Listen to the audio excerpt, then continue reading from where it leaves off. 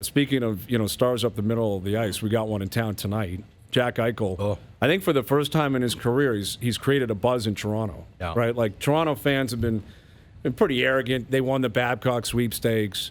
The Leafs have been better across the board than Buffalo for the past 3 years. I mean, there really isn't much of a comparison. But now, Buffalo's got more points. Eichel's got points in 16 in a row. And it feels like he's arrived. And he's putting himself in the conversation for MVP. And, we talk about layering different studs under the age of 25. McDavid's on a certain level. McKinnon's right below him, in my opinion, with Draisaitl. But Eichel's put himself in there with everyone else. Yeah. Right? Like, how can he not be considered one of the best young players in the NHL? And of interest to me is that it wasn't that long ago, i.e. maybe even a month ago, where there were still, I would tell you, teams around the league that questioned why the Sabres had to sign him to an 8-year deal worth $10 million a year, 1 year out. Like, why they couldn't wait that extra year. Yeah. And, maybe the number would have changed that much from 1 year to the other. But already, I can tell you, I don't know how that contract doesn't age well if this is the Jack Eichel now that we get the rest of the way. For sure. Easily worth $10 million a year. Yeah, in this absolutely. economy, right? Yeah. And that's why you always got to go for term when you're sure. Yeah. When you're sure. Look, everybody wants to look at Ralph Kruger and the influence of Ralph Kruger on Jack Eichel and other Buffalo Sabres players, and I think that's fair. Ralph deserves his share of the credit. This team is much better than they were under Phil Housley.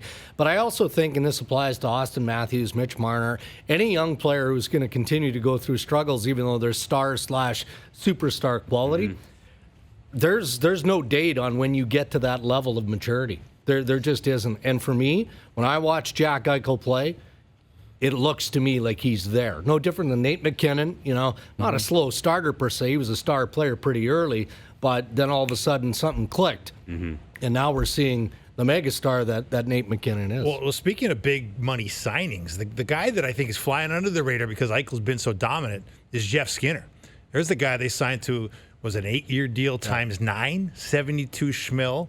And I don't know whether or not that was on the market for him or not. And just to be fair, that was a pretty healthy number. That was off a 40-goal season. This season, he's on pace to barely get 40 points. Yeah, and that's a Buffalo tax. You look at his numbers. I mean, Kruger's buried him. I mean, he's been playing on the third line. He's been like, there's some nights where he's not playing a lot of minutes. I don't know what to make of that. Yeah. Well, and then they've got that blue line developing mess, if you will, right? Zach Bogosian last week formally requesting a trade. He's not playing. That's not going to help his cause. The whispers that Scandella is available, Colin Miller is available. Obviously, Jason Botterill is trying to do some things there. But, beyond Eichel and some of the other more positive storylines, they still have questions for sure. Well, and Eichel falls in line with the whole team in terms of proving it over 82 games. Right, where it might be unfair to the player, but you kind of become synonymous with the team and you all kind of meld together. Yeah. And it's one thing for him to be lighting the league on fire in December. We saw it a year ago. Yeah. They went 10 games in a row with points or whatever it was. They were, at this time last year, they were close to the top of the league. Yeah. They felt like a stone. So, it's one thing if Eichel continues to push, but if the team falls off, that's going to affect his reputation. It could. Yeah. Kruger's such a factor for me. Darren just talked about it, but if you've spent any time with Ralph Kruger, it's just so infectious. I use this line a lot, and I know it makes people laugh, but after I interview him every time, I want to go get my pilot's license. No, I mean, he's like, I got to do something I've never done, because he's that guy. I mean, he goes from coaching hockey in Europe to running the Southampton football team as a chairman. Yeah. He's like the Forrest Gump of pro sports in real life, where he ends up in all these places and he's doing stuff. And I'm telling you, he has grabbed that Sabres room. And you know how he's grabbed it. It's not because they got off to a good start. It's because after they went through a bad slump, he's brought them back out again. Right. And that's what never happened last year with this team.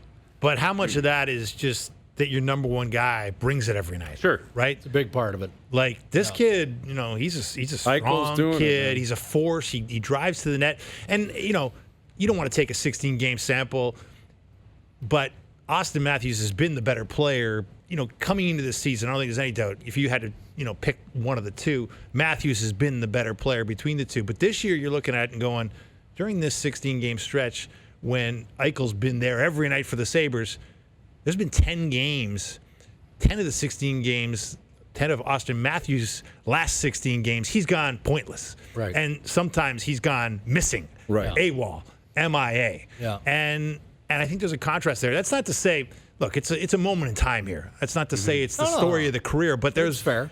I think, if Auston Matthews is paying attention to what people are saying about him, he might want to make note. And the fascinating part of that, Dave, is that I probably would have thought he'd be the safest bet in the coaching change of all the Leafs players in terms of the effect. Mike Babcock, is he playing Auston Matthews enough, and this and that?